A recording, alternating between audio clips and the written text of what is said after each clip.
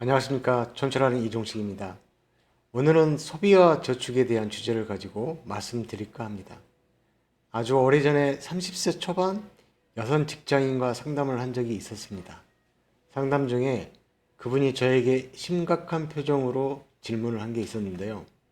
그 질문은 본인은 지금까지 저축만 하고 살았다고 합니다. 그런데 어느 날 보험설계사가 된 친구가 찾아와서 야, 저축만 하는 바보가 어딨냐라고 하면서 복리, 비과세, 주식, 펀드, 투자 등등 재테크라고 해서 많은 이야기를 하고 갔다고 합니다. 그러면서 제가 저축만 했는데 제가 정말로 바보인가요? 라고 저에게 물었습니다. 그래서 제가 해드린 대답은 저축만 하고 있는 너가 바보가 아니라 가장 잘하고 있는 사람이다. 재테크 100점도 아니고 200점짜리이니까 무시하고 저축만 잘해도 충분하다라고 대답을 해주고 왜 그런지 그 이유에 대해서 여러 가지 이야기를 해주었던 경험이 있습니다. 자, 이분처럼 20대, 30대, 사회 초년생 또는 신혼부부 등과 이렇게 상담을 할 때마다 시간이 허락되면 꼭 해주었던 이야기가 있는데 재테크 중에 가장 으뜸은 저축이다. 그런데 더 중요한 하나가 있는데 그건 소비라는 습관을 잘 들이는 게 더욱더 중요하다. 이게 앞서야 저축이 되기 때문입니다. 그래서 소비와 저축에 대한 저의 철학이나 경험담을 예시 삼아서 많이 이야기해주곤 했습니다. 재테크라는 단어에서 테크를 번역하면 기술이라고 번역할 수 있는데 곰곰이 잘 생각해 보면 이 기술이라는 게 항상 변하는 것이고 시간이 갈수록 낙후되고 쓸모 없어지는 것처럼 지금에 통하는 재테크 기술이라 해도 세월이 지나서 보면 그때 그냥 광풍이었구나, 유행이었구나 하는 허탈감이 밀려오기도 합니다. 그래서 재테크에 열광하지 말고 철학에 대해 더 많은 관심을 가지면 좋겠다라는 말씀을 드립니다.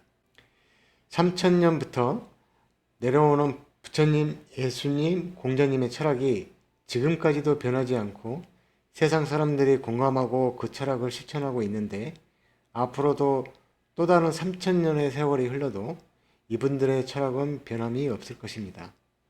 이와 마찬가지로 재테크 중에서도 가장 중요하고 기본이 되는 게 저축입니다.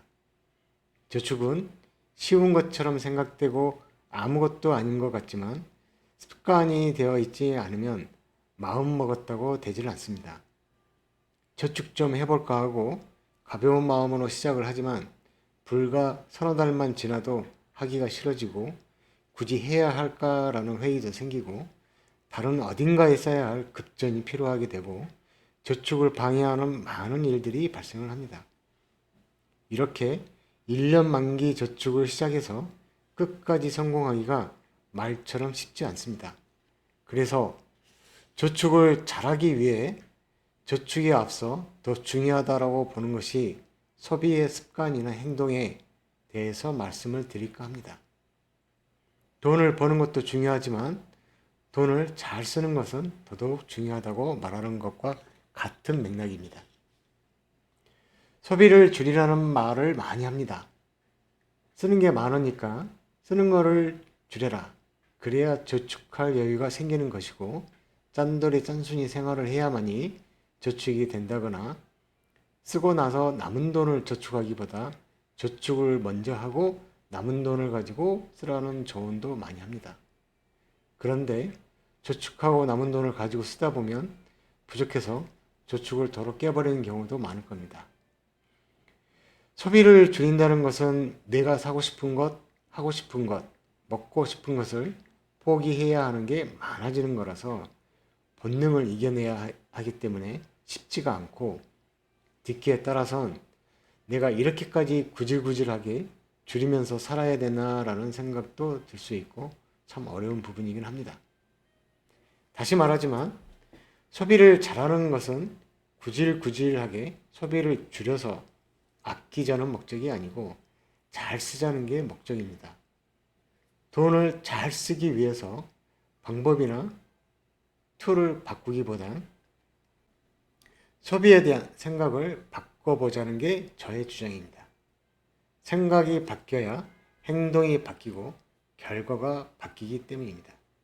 그래서 소비라는 행동을 살펴보고서 생각을 바꾸자라는 말씀을 드립니다.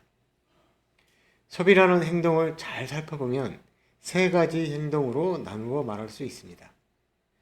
구매하기 위해서 어떤 물건을 고르는 선택이라는 행동이 하나 있고, 마음에 드는 게 없거나 필요하다가 필요 없어져서 구매를 할 필요가 없네라는 포기라는 행동이 있고, 마지막으로 나중에 사야 되겠다라고 구매를 뒤로 미루는 행동인 연기라는 게 있습니다.